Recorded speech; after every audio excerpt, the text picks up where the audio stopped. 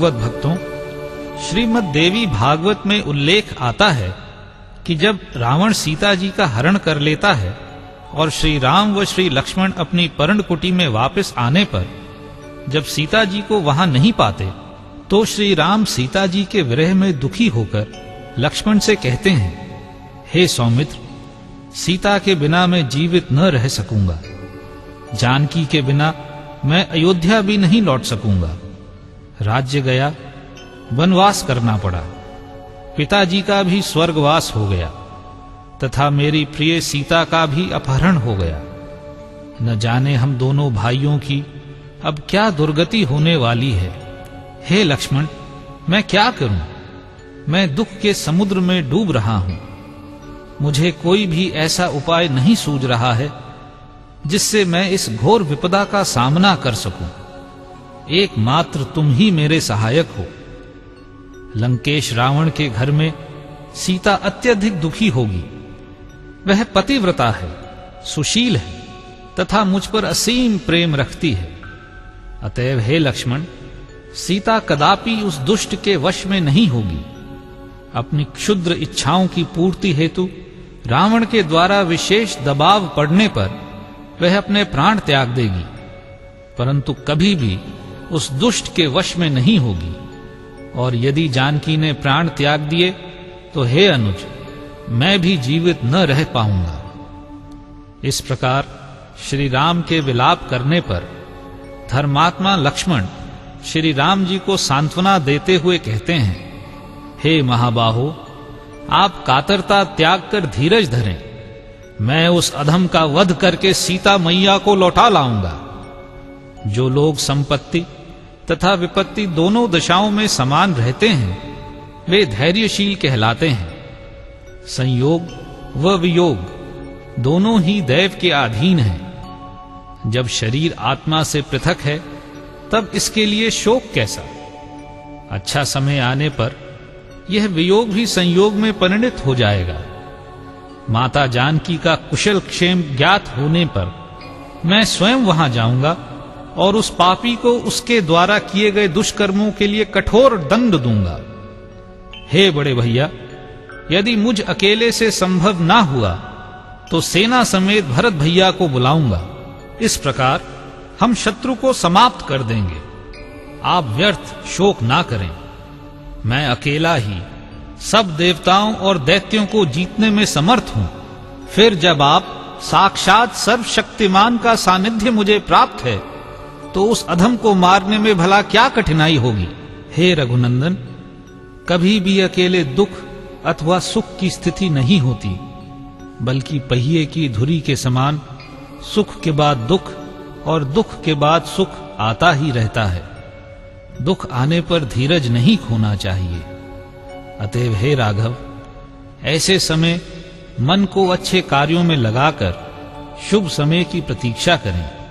हे महाभाग, हे जगतपते, आप तो सर्वज्ञ हैं। आप तो स्वयं सब कुछ करने में समर्थ हैं।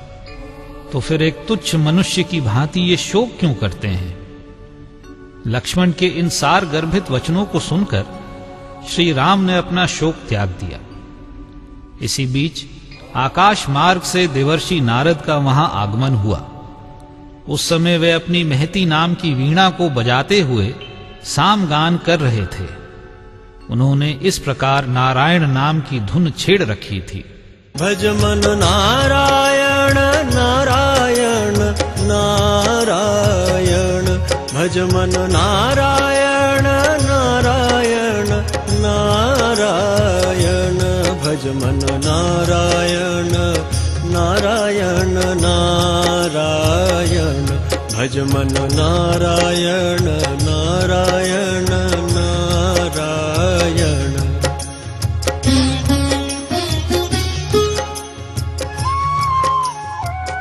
नारद जी को देखते ही अमित तेजस्वी श्री राम उठ खड़े हुए। उन्होंने मुनिराज को आसन देकर अर्घ्य और पाद्य अर्पण किया। भली भांति पूजन करके भगवान राम हाथ जोड़कर खड़े हो गए।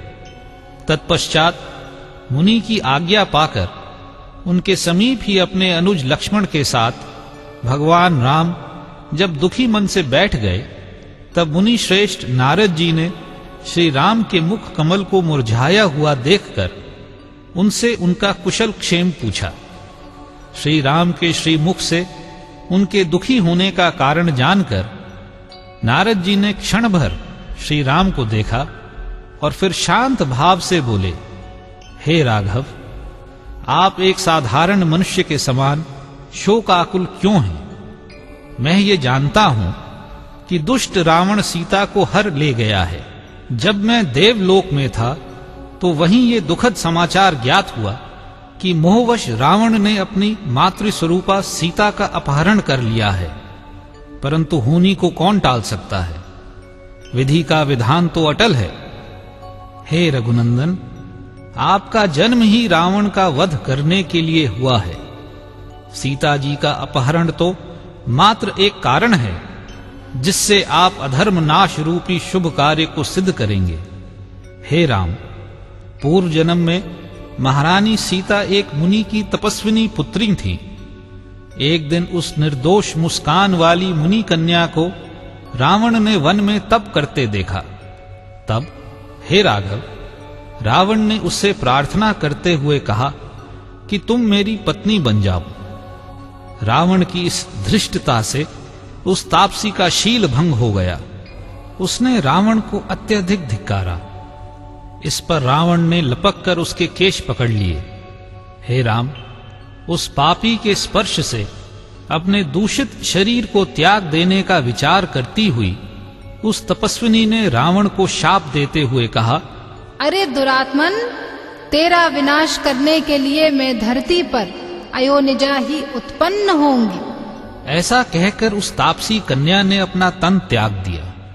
हे राघव, साक्षात लक्ष्मी के अंश से उत्पन्न महारानी सीता का उसी तरह अपहरण किया गया है जैसे कोई मनुष्य अनजाने में माला समझकर सर्पिणी को पकड़ ले। उस दुष्ट रावण ने अपने कुल का नाश करने के लिए ही ऐसा किया है। हे रघुनंदन, आप अजन्मा का जन्म भी देवताओं के प्रार्थना करने पर साक्षात विष्णु भगवान के अंश से रावण के विनाश के लिए ही हुआ है। हे महाबाहो, आप धीरज धरें। लंका में धर्मपरायण सीता विवश भाव से रहती हुई रात दिन आपका ही ध्यान किया करती है। स्वयं देवराज इंद्र ने एक पात्र में कामधेनु का दूध माता सीता को पीने के लिए भेजा था। उन्होंने अमृत समान वह दूध पी लिया है। कामधेनु का दुग्धपान करने से अब वह भूख प्यास तथा सब दुखों से छुटकारा पा गई हैं। वह कमल नयनी अब सर्वथा स्वस्थ हैं। मैं अभी उनके ही दर्शन कर आ रहा हूं। उन्हें देखते ही मेरे मन मंदिर में आपकी एवं माता जानकी की सनातन युगल छवि का गुणगान कुछ इस प्रकार होने लगा।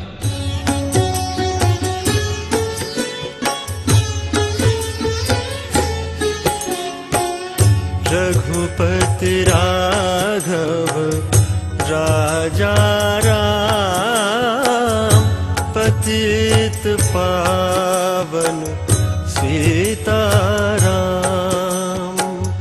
रघुपति राघव राजा राम, पतित पावन सीताराम।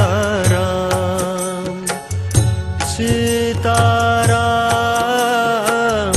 सीताराम सीताराम सीताराम, भज प्यारे तू सीताराम। सीताराम सीताराम, भज प्यारे तू सीताराम। रघुपति राघव राजा राम, पतित पावन सीताराम। रघुपति राघव राजा पावन सीताराम। नारद जी पुनः बोले, हे राघव, अब मैं रावण के विनाश का उपाय बताता हूं। इसके निमित्त आप श्रद्धा पूर्वक आश्विन मास में नवरात्र व्रत करें।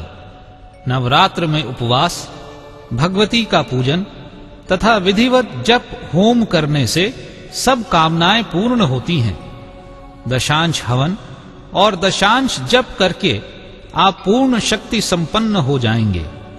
हे राम, सर्वप्रथम भगवान विष्णु ने यह व्रत किया था। तत्पश्चात शंकर जी और ब्रह्मा जी ने किया।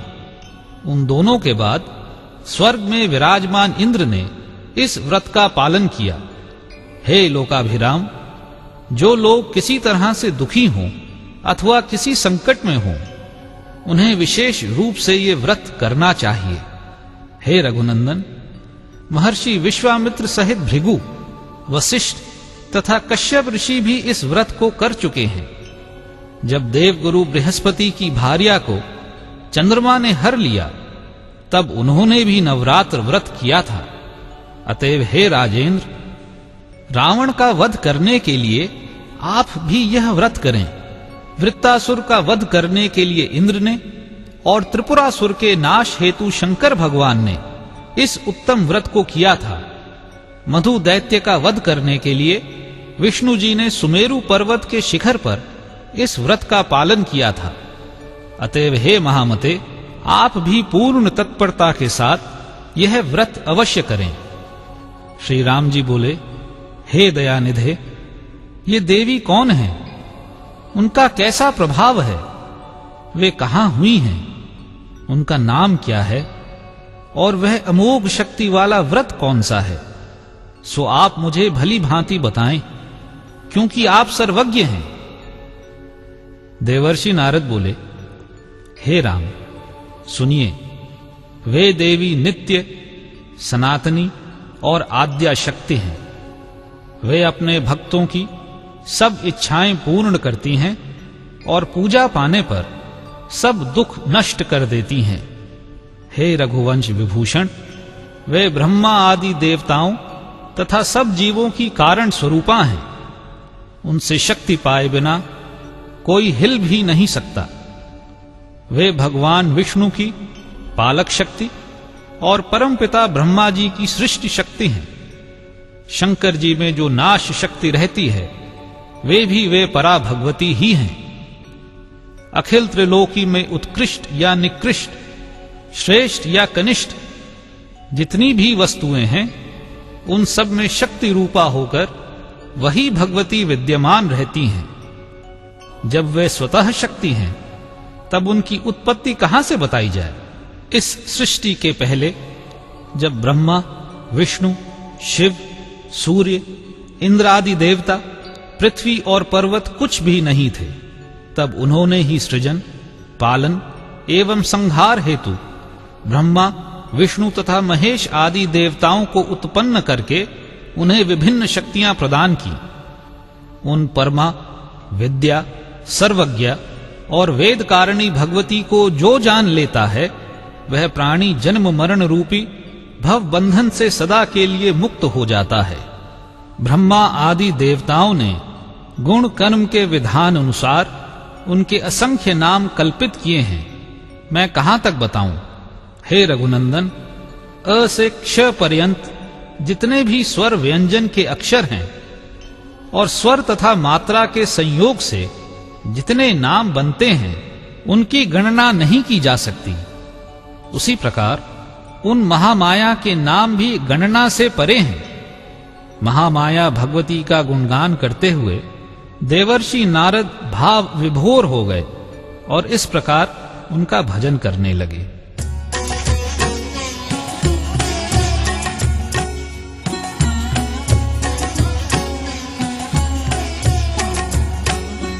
जय भगवती देवी नमो वरदे, जय पाप विनाशिनी बहुपद दे, जय शुंभ निशुंभ कपाल धरे, प्रणमामि तु देवी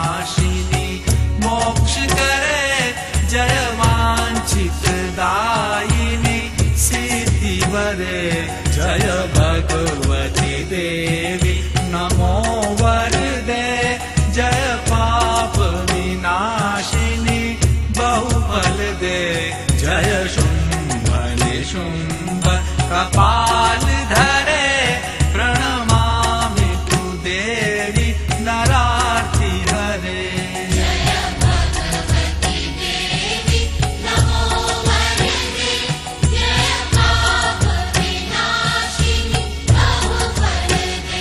जय भगवती देवी नमो वरदे।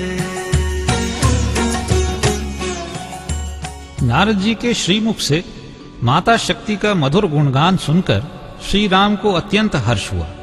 वे बोले, हे ब्रह्म ऋषि, आप संक्षेप में नवरात्र व्रत की विधि बताएं। मैं आज ही पूर्ण श्रद्धा के साथ उन देवी की पूजा करूंगा। नारद जी बोले, हे राम, किसी समतल भूमि पर सिंहासन रखकर उस पर भगवती जगदम्बिका की स्थापना करके विधिवत 9 दिन उपवास करें। हे राजन, उस कार्य में मैं आपका आचार्य बनूंगा, क्योंकि देवताओं के कार्य में मेरा अत्यधिक उत्साह रहता है।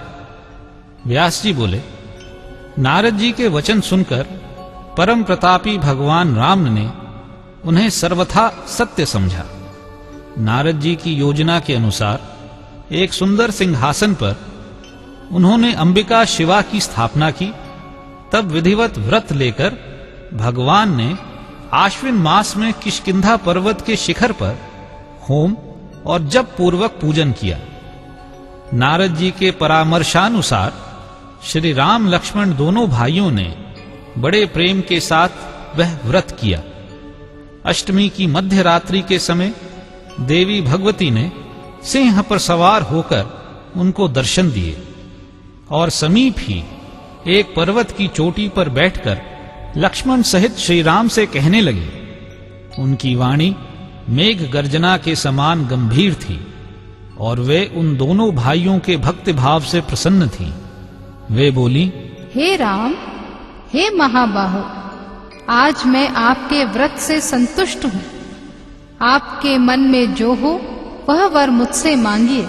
आप तो साक्षात नारायण के अंश से पवित्र मनुवंश में उत्पन्न हुए हैं, क्योंकि देवताओं ने आपसे रावण के वध की प्रार्थना की थी। पूर्व काल में आपने मत्स्य रूप धारण करके भयानक राक्षस का वध किया था। उस मत्स्यावतार में देवताओं के कल्याणार्थ आपने वेदों की रक्षा की थी। आपने कच्छप रूप धारण करके मंदर पर्वत को अपनी पीठ पर रख लिया था। आपने ही समुद्र मंथन कर अमृत पान कराके देवताओं का पोषण किया था। हे राम, पूर्व काल में आपने शूकर का रूप धारण करके अपने दांतों पर पृथ्वी को रखकर हिरण्याक्ष का वध किया था। हे राघव, आपने नृसिंह का रूप धारण करके प्रहलाद को बचाया और हिरण्यकशिपु का वध किया।